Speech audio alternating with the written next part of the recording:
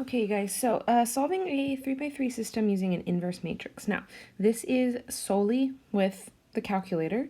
I'm going to show you both pieces. You should be able to go ahead and get the a of -1, and then you could do it times the b by hand to get the x. But I'm going to show you guys how to do it with the calculator. It's going to speed up a little bit of your time, but the big thing is to make sure you're doing the steps correctly. So I'm going to go ahead, insert this video into this video. It's going to be a double video, and then I'll walk you guys through it. Okay, so let's see. There we go. This should be playing on the inside. So what I'm going to do is I'm going to go to the matrix, which is second x to the -1, move over to edit, and then click where A is. That's a 3x3. Let me go back. A 3x3. And then that creates what I'm going to do. I'm going to insert 1, 1, 1, 3, 3, -1, 0.10, 0.08, and then 0.06. That's my A, so you can see that from these pieces right here. Now I'm going to exit out, go back into matrix, which is that second x to the -1. If you look, B right now is set to a 2x2. When I go over to hit edit, I'm going to go ahead and change that to a 3x1, and that's going to be my correct matrix for my B values. I'm going to insert 20,000, 0, and then 1340. Now I have my A and my B. I need to go ahead and do my A to the -1.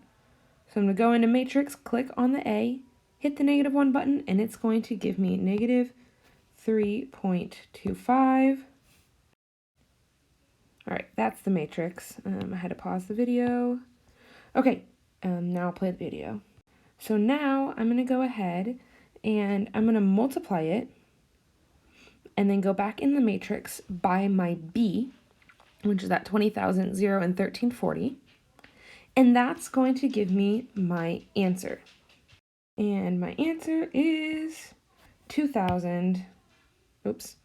I'm showing you guys also that you can go ahead and just do a to the -1 and multiply it by b without having to do one step at a time. But you get the same answer if you look. So it's 2,000, 3,000, and 1,500. And that is my solution for, it says, if she wants to invest 3 times as much money, so it says how much money should she invest in each bond.